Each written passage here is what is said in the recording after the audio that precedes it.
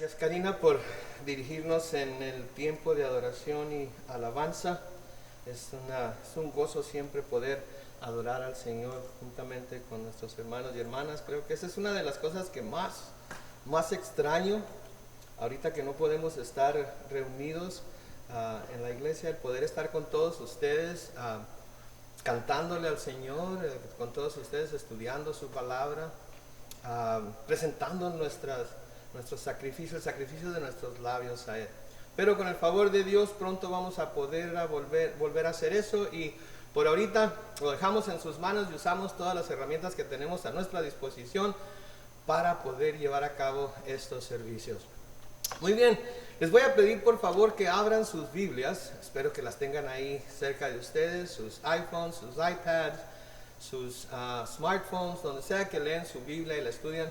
Abran su Biblia a Segunda de Samuel. Seguimos en nuestra serie de estudios en el libro de Primera y Segunda de Samuel. Acabamos de pasar al libro de Segunda de Samuel y es donde vamos a seguir esta tarde. Así es que Segunda de Samuel capítulo 2. Segunda de Samuel capítulo 2. Y mientras ustedes encuentran y buscan su Biblia, yo oro una vez más. Bendito Padre Celestial, gracias Señor por llegar a este tiempo en el cual podemos abrir tu palabra, leerla, detenernos a veces versículo a versículo para ver claramente qué es lo que estás tratando de decirle a tu pueblo. Señor, te pedimos que lo que vamos a estudiar hoy sea relevante a nuestra vida el día de hoy. Perdón. Que podamos encontrar en ella dirección y que podamos encontrar en ella también, Padre Santo, el poder para poder llevar a cabo lo que nos estás mandando a hacer. Así es que bendice a tu pueblo, Señor, en el estudio de tu palabra, en el nombre de Cristo Jesús. Y todos decimos amén. Muy bien, Segunda de Samuel capítulo 2. La semana pasada vimos el capítulo 1 y vimos cómo se recuenta la muerte de Saúl y de sus hijos, pero principalmente la muerte de Saúl y de su hijo Jonatán.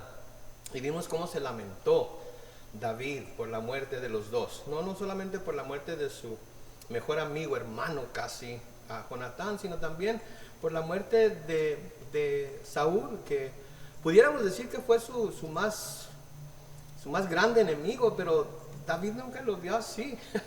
Y creo que eso es algo admirable, que alguien que lo persiga a uno tanto, que alguien que desee tanto la muerte de uno, el acabar con uno, de todas maneras uno lo vea y no lo considere su enemigo. Curiosamente, ¿no? El corazón de Cristo nos muestra ese mismo sentir, que aún estando en la cruz, oró al Padre pidiendo que perdonara a aquellos que estaban fungiendo como sus verdugos, básicamente. Habían fungido como su jurado, como su juez. Sus más grandes enemigos querían verlo muerto, y de todas maneras su oración al Padre por ellos fue: Padre, perdónalos porque no saben lo que hacen. Y eso creo que es un ejemplo digno de admirar. Y es un ejemplo digno de admirar en la persona de David. Y es un ejemplo que nosotros como cristianos neotestamentarios debemos de seguir, porque el Señor Jesucristo vino a ejemplificar lo que Él quería que sus seguidores fueran. Entonces ahora nosotros somos los que estamos encargados de presentar al mundo a Jesucristo, su naturaleza, las cosas que Él hizo, las cosas que Él enseñó. Y una de las cosas que nos enseñó es que debemos amar. El amor está por encima de todas las cosas. Pablo mismo nos dice que lo más importante de todo es el amor. Y hemos estado estudiando los domingos en la mañana, Primera de Juan, y hemos visto cómo somos llamados a amarnos los unos a los otros, y se nos dice que amar a Dios es obedecer sus mandamientos. Y el mandamiento más grande que tiene para nosotros es amarlo a Él por sobre todas las cosas, pero también amarnos los unos a los otros. Entonces hoy seguimos en Segunda de Samuel capítulo 2. Noten ahí, Segunda de Samuel 2, comenzando con el versículo 1, dice: después de la muerte de Saúl y Jonatán, David fue a consultar al Señor y le preguntó. Punto clave aquí desde el primer versículo del capítulo 2. David fue a consultar al Señor y le preguntó: ¿debo ir a alguna de las ciudades de Judá? Y el Señor le dijo que sí. Pero David volvió a preguntarle: ¿y a qué ciudad debo ir? Y el Señor le dijo: ve a Hebrón. Noten aquí, David quiere que el Señor lo dirija. David quiere que Dios le diga cuál es el siguiente paso a seguir. Judá era la tribu de donde venía David, pero consistía de diferentes ciudades. Y David no nada más quería saber si debía volver a la tierra de su tribu. David quería saber a qué ciudad quería Dios que fuera. Vamos a ver un poco más acerca de esto más adelante. Y noten que el Señor le da una dirección específica. Le dice exactamente a donde quiera que vaya. Ahora, la razón principal por la que David podía ser un hombre conforme al corazón de Dios era por esto, que es muy importante. En la mayoría de los casos, cuando tenía una decisión que tomar, consultaba con el Señor primero. En la mayoría de los casos, cuando tenía una decisión que tomar, consultaba con el Señor primero. Como les dije, en la mayoría de los casos lo hizo, y cuando no lo hizo, las cosas no le salieron tan bien, como ya hemos visto en esta serie de estudios en Primera de Samuel que hemos tenido, en donde acabamos de concluir. Pero esta vez sí lo hizo. Hizo lo que tenía que hacer. Fue a consultar con el Señor antes de hacer lo que tenía que hacer enseguida. Ahora, noten, Dios le contesta. Dios le contesta casi inmediatamente, y Dios le contesta muy específicamente que sí debería ir a algunas de las ciudades de Judá. Y la siguiente pregunta de David fue: ¿y a qué ciudad debo ir? Y el Señor le dijo: ve a Hebrón. Entonces, noten la serie de preguntas que está haciendo David. ¿Okay? ¿Debo ir a Judá? Sí. ¿Ok? Muy bien, tengo el primer paso. Ahora, ¿a cuál ciudad? Le dice específicamente: ve a Hebrón. Ve a esa ciudad de Hebrón. ¿Y qué es lo que hace David inmediatamente? David va inmediatamente a Hebrón. David hace exactamente lo que el Señor le dice. Déjenme decirles una cosa. Para poder llegar a este grado de conocimiento que David estaba teniendo acerca de cuál era la voluntad de Dios, porque al hacer David estas preguntas nos dice que no solo quería estar generalmente en la voluntad de Dios, sino que quería estar en el mero centro de la voluntad de Dios. Y para poder llegar a este grado de conocimiento de que estamos en la perfecta voluntad de Dios, necesitamos invertir tiempo. ¿Invertir tiempo cómo? Invertir tiempo de rodillas ante Dios, siendo sensibles a la dirección del Espíritu. ¿Sí? ¿Saben qué? Me gusta que estoy diciendo que necesitamos invertir tiempo, porque ¿saben qué es lo que tenemos muchos ahorita que no habíamos tenido anteriormente? Tiempo. Ahorita estamos siendo forzados a tener tiempo. Ahorita no podemos decir: no tengo tiempo de leer la Biblia, no tengo tiempo para orar, no tengo tiempo para tener un tiempo devocional con mi familia, no tengo tiempo para pasar meditando en la palabra, porque ahorita lo que nos sobra a muchos es tiempo. No podemos salir de nuestras casas, no podemos reunirnos con gente en otros lugares, no podemos tener juntas, no podemos hacer tantas cosas que antes de que pasara esto del virus, el coronavirus, sí podíamos hacer. Entonces lo que tenemos es tiempo. ¿Cómo estamos usando ese tiempo? ¿Cómo estamos aprovechando ese tiempo? ¿Estamos buscando pasar ese tiempo, invirtiendo ese tiempo de rodillas ante Dios, buscando ser sensibles y ser dirigidos por el Espíritu de Dios? Porque eso es lo que se necesita. Eso es lo que se va a necesitar de parte de nosotros si en realidad queremos saber que estamos en la perfecta voluntad de Dios. ¿Sí? David, que como todos sabemos escribió muchos de los salmos y escribió grandes salmos, escribió salmos a los cuales nosotros nos referimos una cantidad de veces para poder obtener aliento de ellos, para poder obtener instrucción en ellos. Sí, los usamos como cantos de alabanza a veces. David escribió salmos en los cuales esa era la oración que hacía al Señor. Por ejemplo, en el Salmo 5 y el versículo 8. Salmo 5 y versículo 8.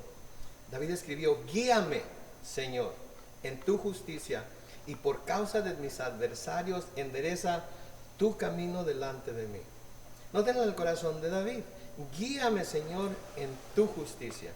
No en lo que yo creo que sea justicia, no en lo que yo pienso que puede ser justicia. Guíame en tu justicia. ¿sí? Endereza tu camino delante de mí, ¿sí? Pon un camino derecho, pero que sea tu camino delante de mí para que yo pueda seguirlo. En el Salmo 143 y el versículo 10 dice lo siguiente: tú eres mi Dios, enséñame a hacer tu voluntad y que tu buen espíritu me guíe por caminos rectos. Entonces, tú eres mi Dios, enséñame a hacer tu voluntad y que tu buen espíritu me guíe por caminos rectos. Qué fabulosa oración. Una oración que nosotros deberíamos de estar haciendo, especialmente ahorita. Hay tanta incertidumbre allá afuera. Hay tantas cosas que están pasando constantemente, diariamente las cosas están cambiando, diariamente sale un nuevo reglamento, diariamente no sabemos cuándo vamos a volver a trabajar, no sabemos cuándo vamos a volver a poder tomar nuestra vida, no vamos a saber cuál es el nuevo normal para nosotros, ¿sí? Ninguno de nosotros sabe cómo va a terminar ni cuándo va a terminar todo esto. Entonces debería de ser esta nuestra oración al Señor. De nuevo el Salmo 143:10, tú eres mi Dios, enséñame a hacer tu voluntad y que tu buen espíritu me guíe por caminos rectos, ¿sí? Pero pasa a menudo, al menos yo encuentro, que a menudo soy muy desesperado.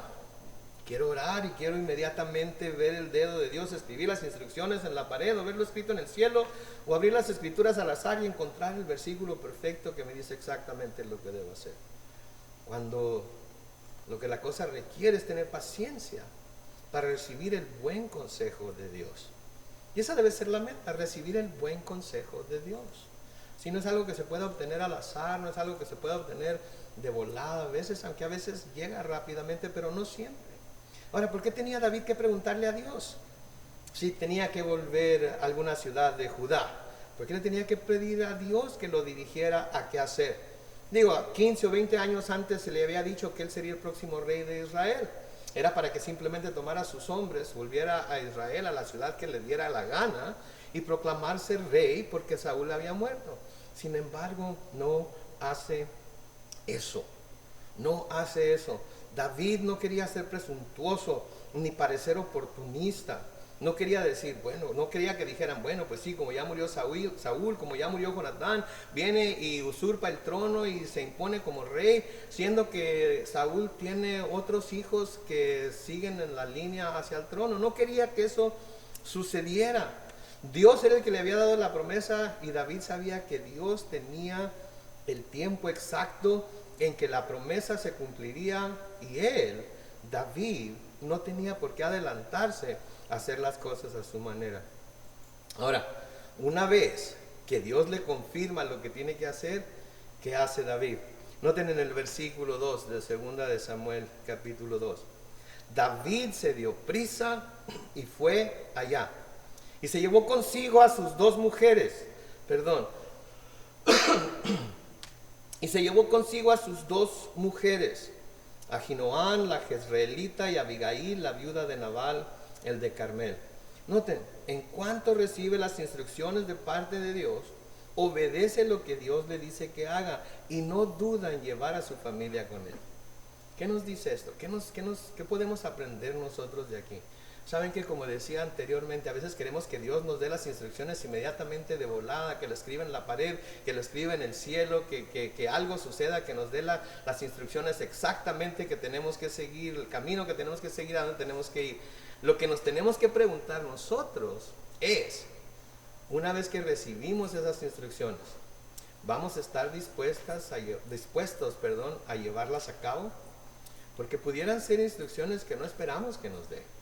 Pueden ser instrucciones que no esperamos que tengamos que seguir, que quizás no sean de nuestro agrado, que quizás no sean lo que nosotros deseamos.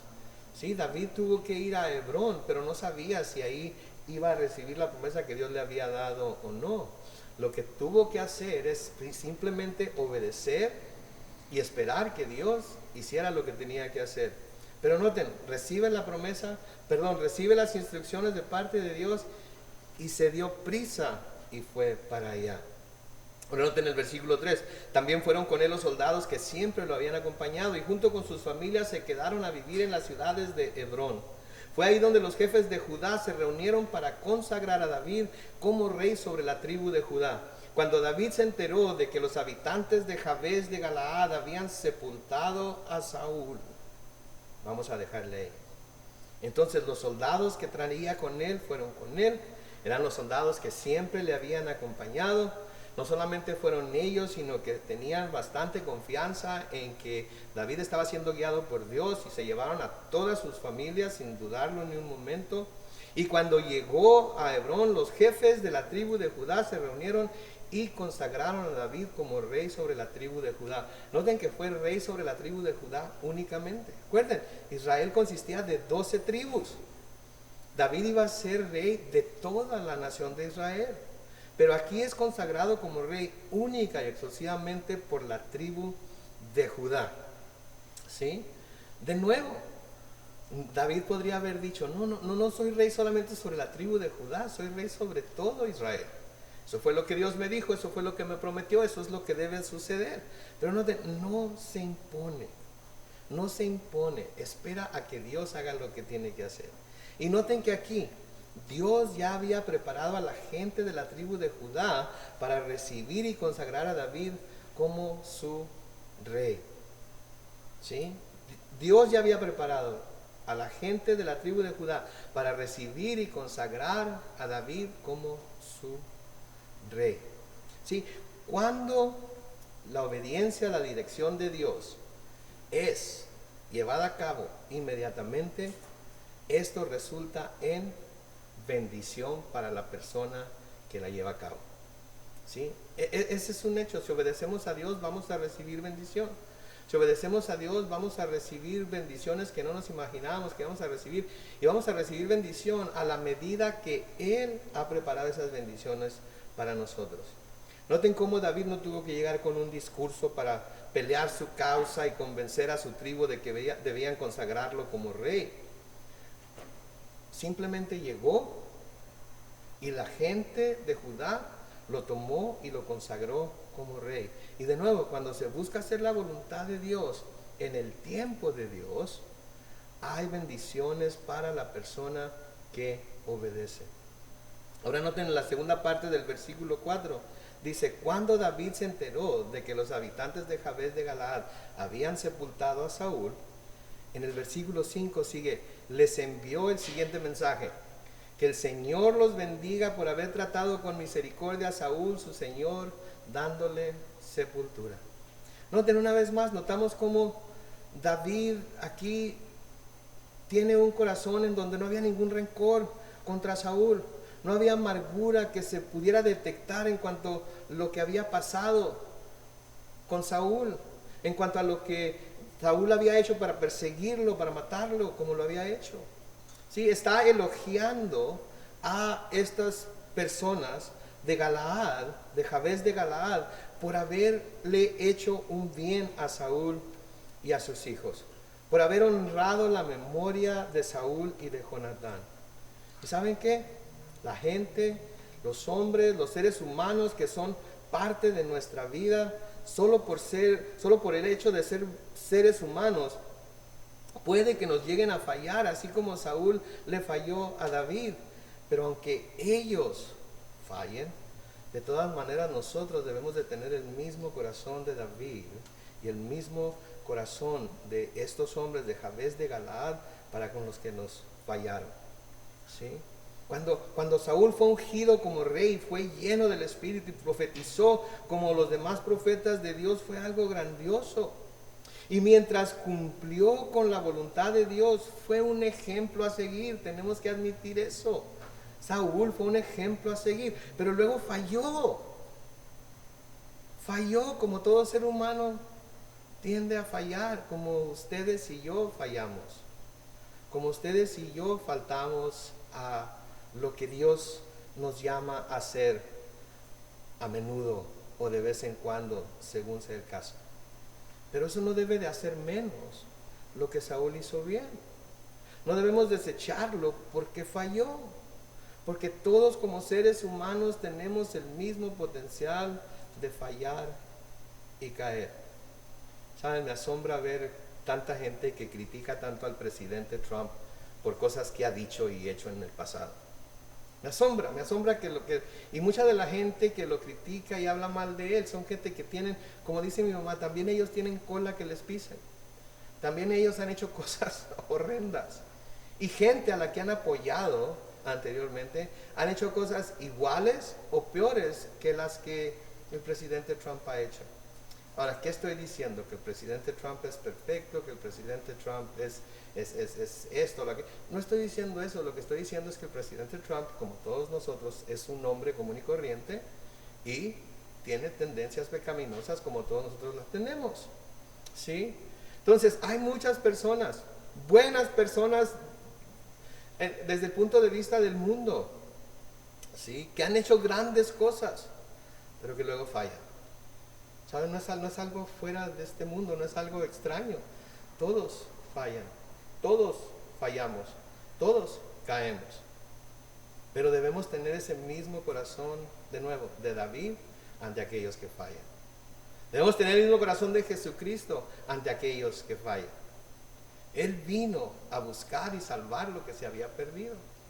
Nosotros también estamos en este mundo para buscar y llevar a la gente caída de este mundo aquel que los puede salvar. Estamos aquí para mostrar el camino. Estamos aquí para mostrar su amor. Estamos aquí para decirles que hay esperanza. Estamos aquí para decirles que en Cristo pueden encontrar la salvación que sus almas necesitan, el perdón que sus corazones están buscando, la aceptación que los ha eludido por tanto tiempo, por una o por otra cosa. Para eso estamos aquí. Y la palabra de Dios nos llama a nosotros a no juzgar como el mundo juzga. Nos llama a nosotros que somos espirituales a actuar de una manera espiritual con aquellos que fallan espiritualmente. No a juzgarnos, no a cortarnos, no a tasajearnos los unos a los otros, comernos los unos a los otros por los errores que cometemos, sino a levantarnos los unos a los otros, orar los unos por los otros, con amor, dirigirnos los unos a los otros a aquel que tiene la habilidad para perdonar. Pablo les escribe a los Gálatas, y lo pueden buscar en sus Biblias o apuntar la cita para leerla después, pero Pablo les escribe a los Gálatas en Gálatas 6, versículos 1 y 2. Hermanos, si alguno es sorprendido en alguna falta, ustedes que son espirituales, restáurenlos con espíritu de mansedumbre. Piensa en ti mismo, no sea que también tú seas tentado. Noten el versículo 2, sobrelleven los unos las cargas de los otros y cumplan así la ley de Cristo. ¿Saben que cuando caemos, cuando fallamos, la carga es tremenda, no es cierto? Los que hemos caído y hemos fallado sabemos que llevar la carga de haberle fallado a Dios, llevar la carga de haber caído otra vez, es tremenda, es pesada, ¿sí? Es difícil levantarnos, pero saben que aquellos que son espirituales, que están a nuestro alrededor, en lugar de pisotearnos y en lugar de hacernos sentir más mal, ya nos sentimos mal por lo que hemos hecho, ¿sí? No hay necesidad de que nos traten de hacer sentir más mal, sentir más culpabilidad. Necesitamos gracia y perdón. Necesitamos que esas personas que se dicen ser espirituales nos restauren con un espíritu de mansedumbre. Y si ustedes son los espirituales, si ustedes son los que han sorprendido a algún hermano o hermana en una falta, ustedes deben de buscar restaurarlos, sí, con espíritu de mansedumbre. A los romanos, de nuevo, Pablo les escribe también en Romanos 15, los versículos 1 al 3.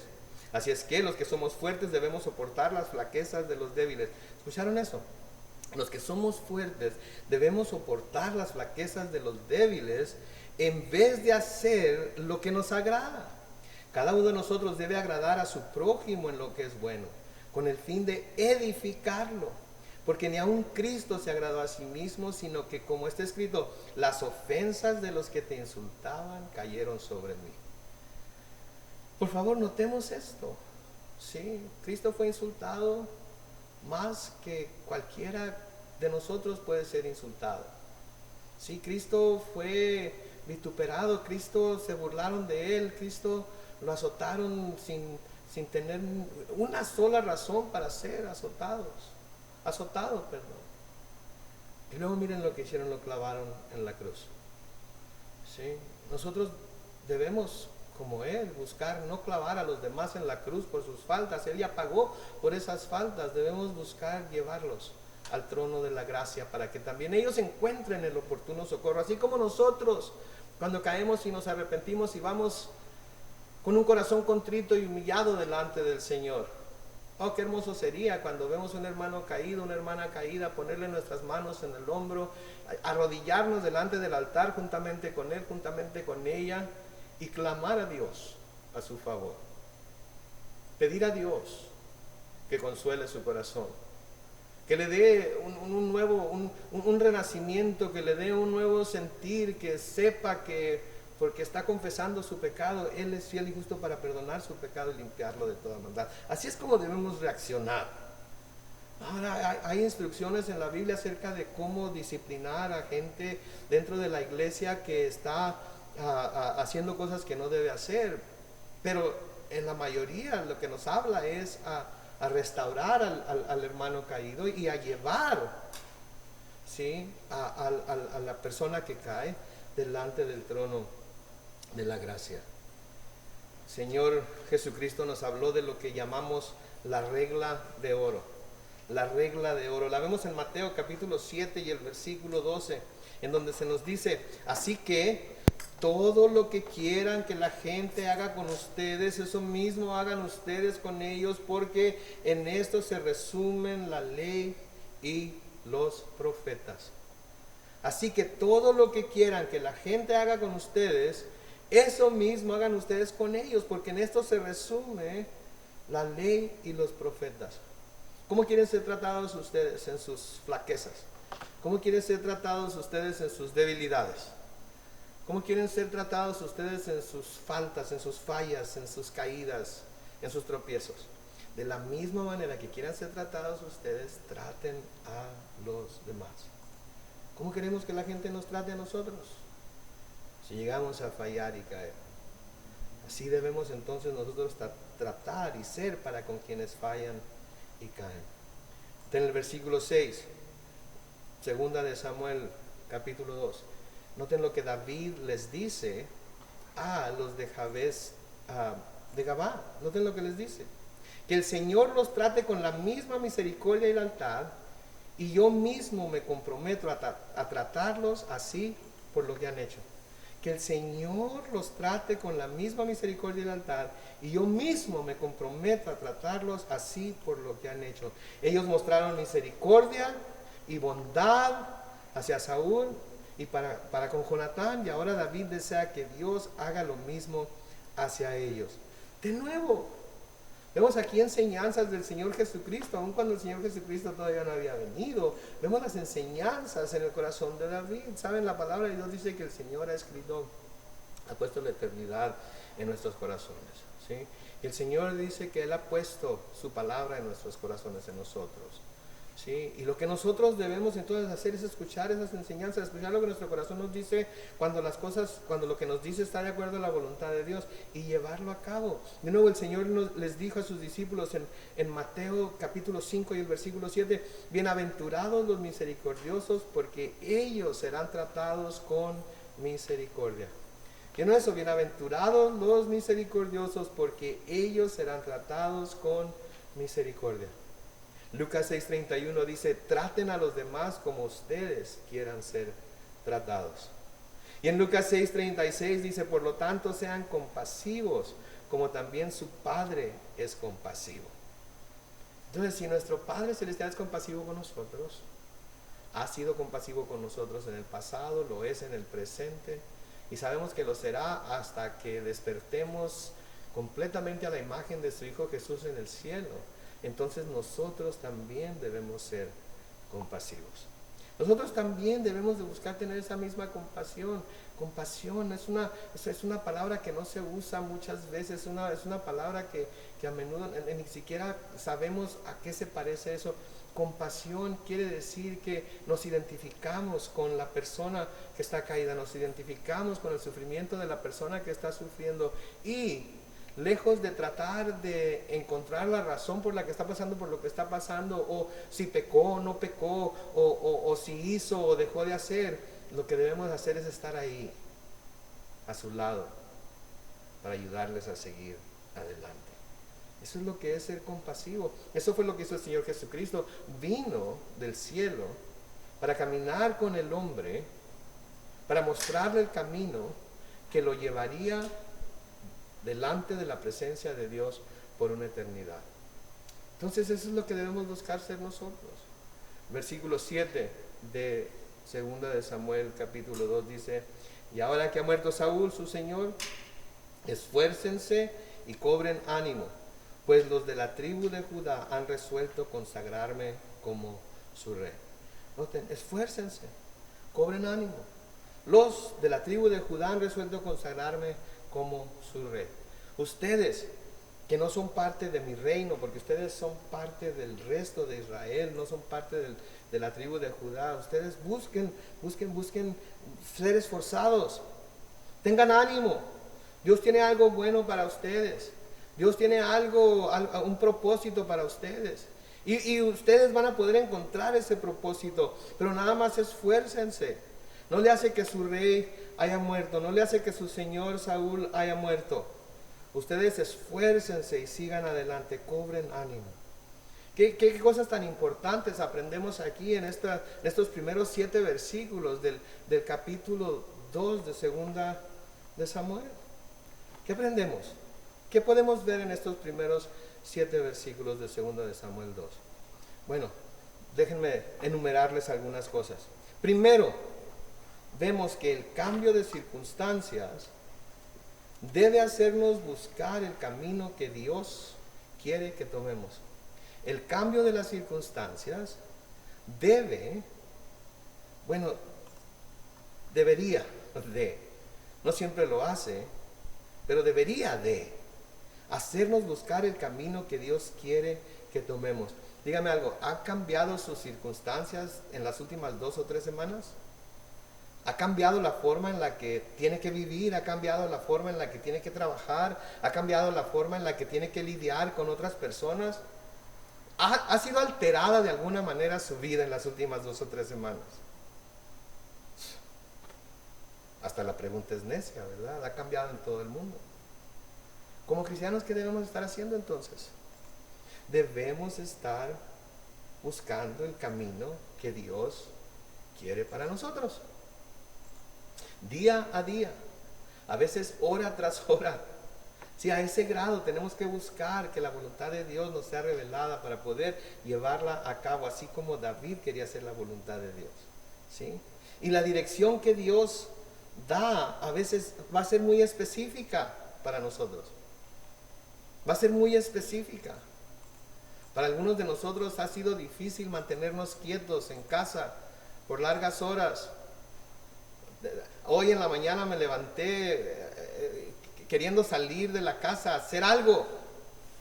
Hasta pensé que iba a ir a Costco a la hora en la que van los seniors, de 8 a 9, para aprovechar el hecho de que ya tengo la edad para ir y poder comprar en Costco. Pero ¿saben qué sucedió? Que no hay nada que necesite de Costco ahorita. Así es que iba a ir nada más por tener algo que hacer. Nos es difícil a veces. La instrucción es clara. Quédense quietos y vean que yo soy Dios. Confíen en mí. Busquen su voluntad. Busquen la forma en la que Él quiere que se hagan las cosas. Luego, cuando Dios nos da dirección específica, nuestra única respuesta debe ser ¿qué? A ver, ¿quién me puede decir? Nuestra única respuesta debe ser ¿qué? Ok, les voy a decir. Obedecer. Si el Señor nos da dirección específica en cuanto a lo que quiere que hagamos, nos guste o no nos guste, nos cuadre o no nos cuadre, Él es nuestro Padre y nosotros como buenos hijos debemos de obedecerlo. No buscarle la forma de sacarle, de darle vuelta al asunto. Ya nos dijo lo que teníamos que hacer, ahora vamos a hacerlo tal y como Él nos lo dijo. ¿Sí? Nuestra respuesta a las direcciones específicas de Dios siempre debe ser la obediencia. Y debemos recordar que la obediencia a la dirección de Dios siempre resulta en bendición. La obediencia a la dirección de Dios siempre resulta en bendición.